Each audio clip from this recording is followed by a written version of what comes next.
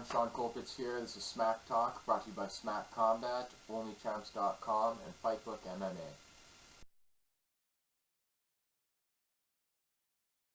Alright, so today I'm here with Dakota James Keeney, MMA fighter with a record of 2-0, fighting out of Aaron Garrison Productions at the moment in Kansas City, Missouri. Thanks for joining me, Dakota. Thank you very, very much for being here. I've seen your fights. Very impressed with what I've seen so far. Just phenomenal talent that you've got going on there. Before MMA came into your life, you know, what were you into? Like, what did you do before you got into the sport, and what drew you to it? Well, thanks for watching the fights alone, man, and thanks for noticing the potential that I feel as though I have. But before I was fighting, I actually played in a metal band. And I weighed like 250 pounds and, snake bites and long black hair. And that's what I did. I played music. And a lot of people don't expect that out of me. And nor did I expect to become an athlete. So it's a weird turn for me. That's a huge transition to go from 250 to 155. How did you do that?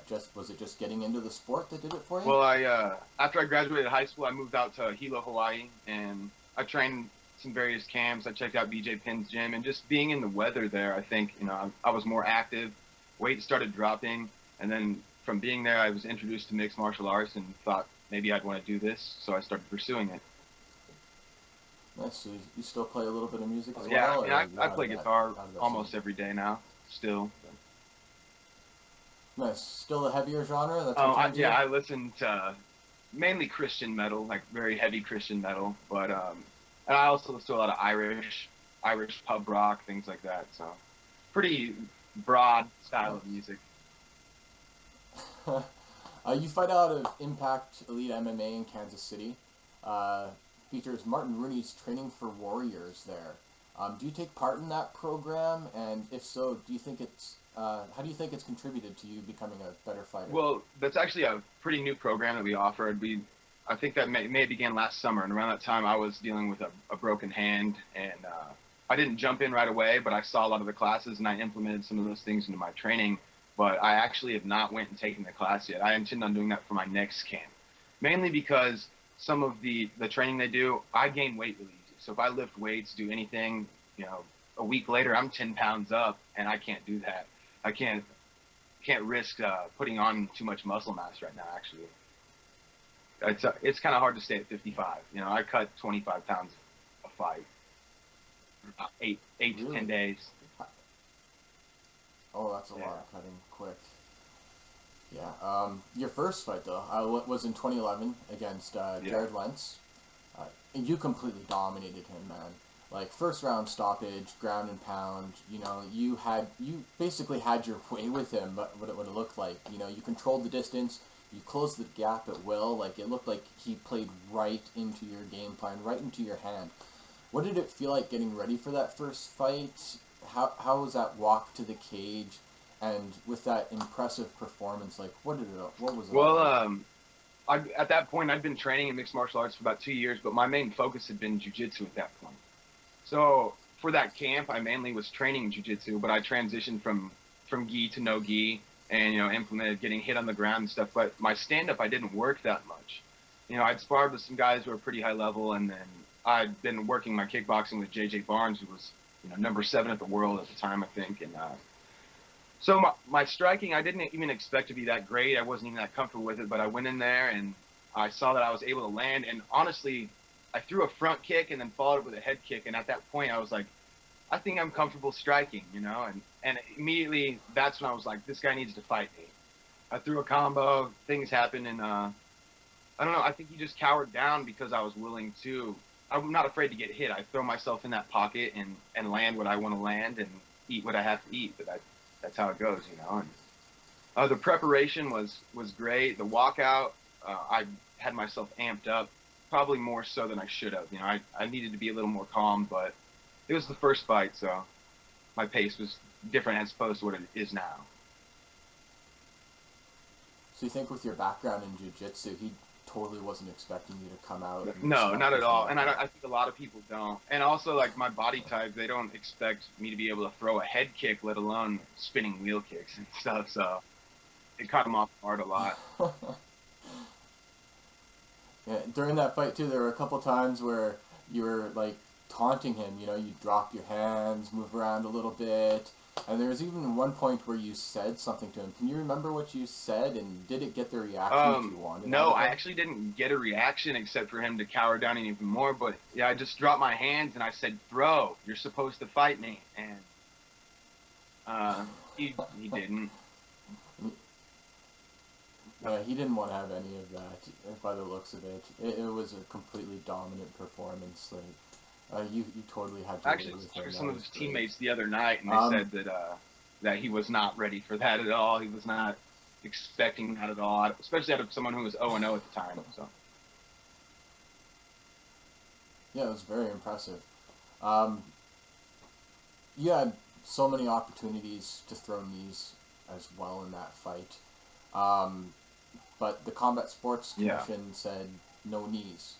Why did they say that, and how hard was that to implement into your fight style? Actually, I spent a lot of time thinking about it after we'd had our fighter meeting. They told me the rules, and then I'm thinking, oh man, you know, I like the clinch. I like to get in those, you know, just throw a short knee and out. I like to throw a short knee, left hook, out.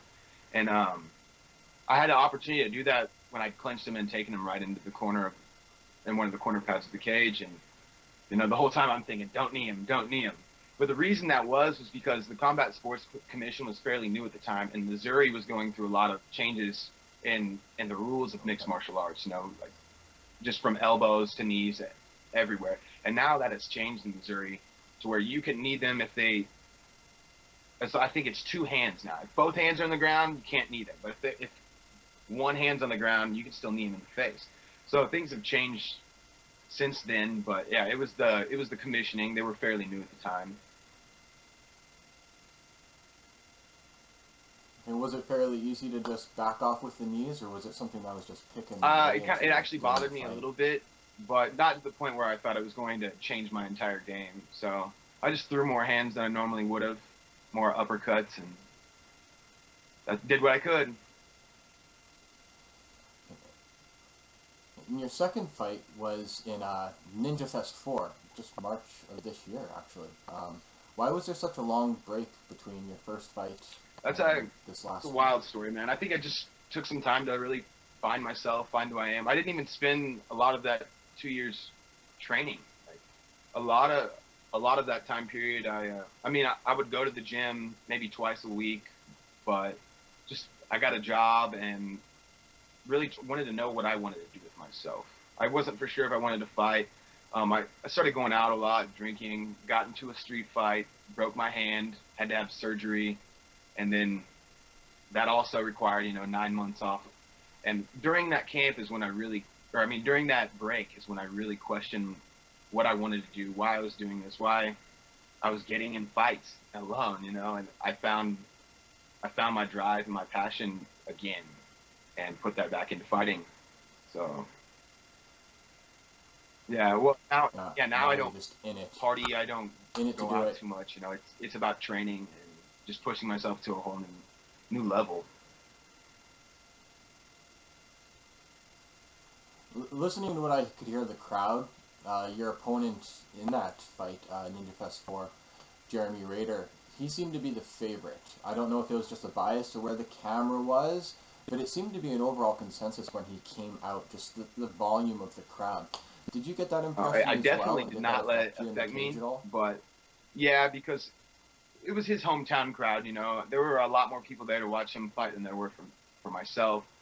Mainly, I had a team of guys that went down and maybe like 10 fans show up to watch me fight, and so yeah, the crowd was majority people who knew him, were fans of him, but I think I won them over, and they definitely want to have me back down there. And Jeremy Rader's a great guy. I've talked to him some, and he's really working hard himself to go places, but I'd say that the skill level was unmatched. I think at the time he was 1-2, so he'd lost 2 fights, and I hadn't fought in a couple of years, so it seemed like a right matchup at the time, but turns out the way it did, and I'm glad that the crowd was not favoring me, because I kind of like the underdog feeling, It gave me more of a push to win in front of his people. Good. Yeah. And during that fight, he seemed pretty panicked. Like, he needed to control everything. He wanted to impose his will on you and not let you get anything off at all. He wanted no space, but you're able to get that takedown, finish him with some mean ground and pound, again in the first round. Another impressive performance. Loved watching it. Was that the plan? With basically, like, to play it off as your first fight? Like, was that the plan going in there?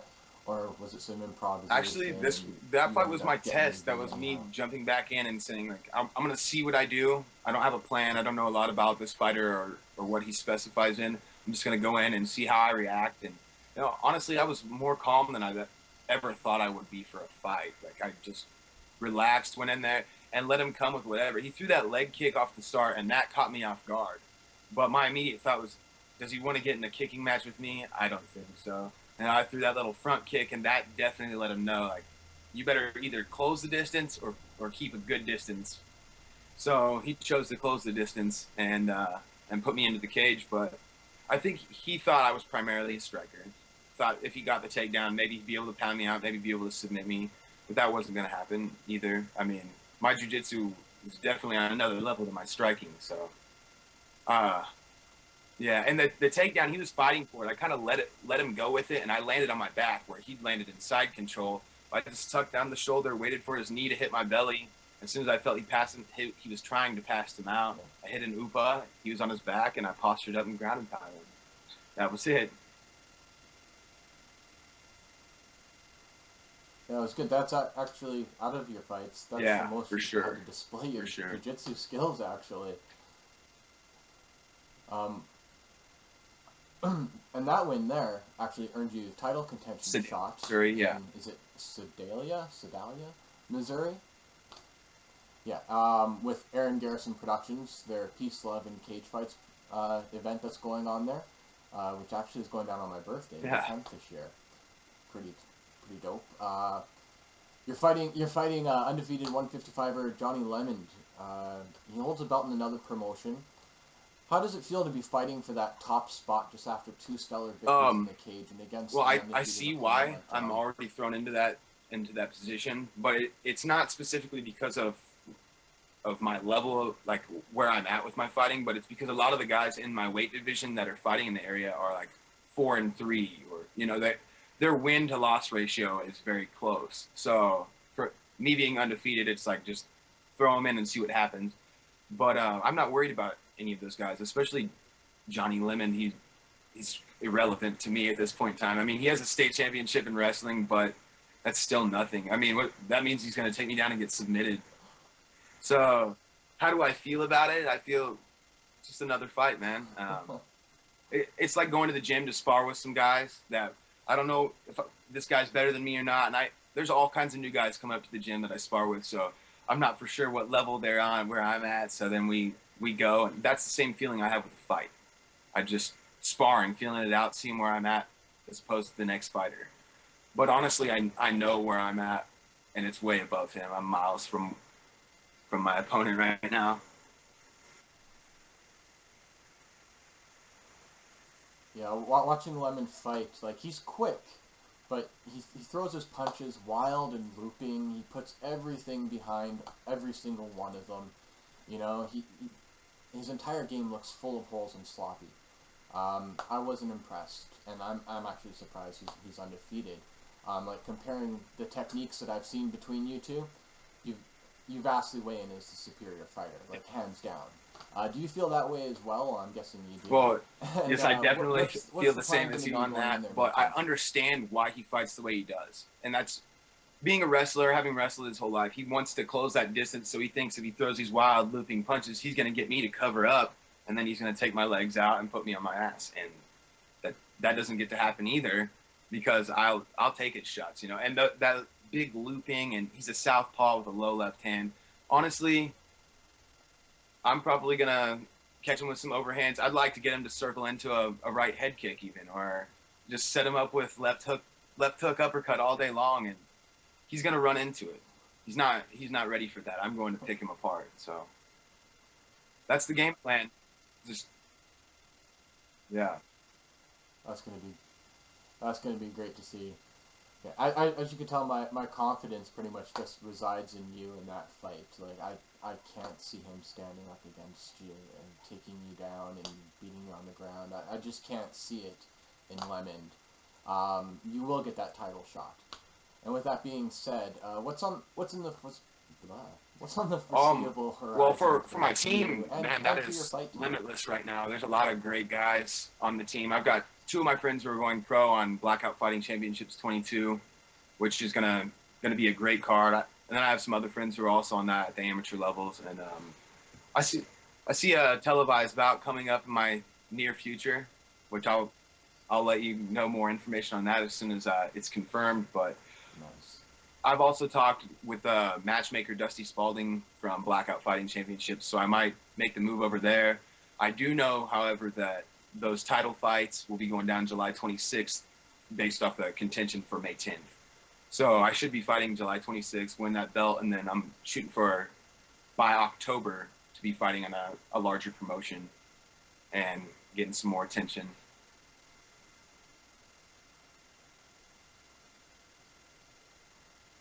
That'd be great. I know I'd be stoked to see it all go down, and just I hope you just keep on rising and rising. You've got a lot of talent that I've seen in your fights, and I just want to see you keep pushing it and keep going and keep rising. You're doing a fantastic job.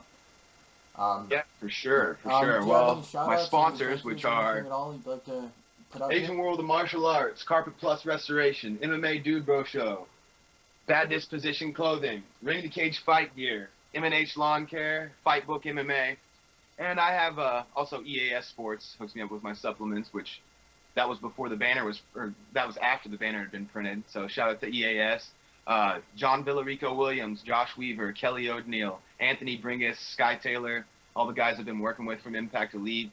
It's been a great camp. It's been a great year, really, and I couldn't do it without all the help I've got from everybody.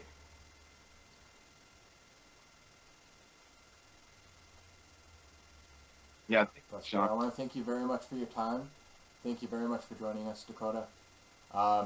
Pleasure meeting you, talking to you. Great honor. Like I said, I see so much for you in the future. You've got so much talent. Quickly, I have to give my shout-outs as well. SMMACK Combat. Well, thank you, man. MMA I as well. really appreciate you having me on. I'll talk to you soon. Thank you again, Dakota.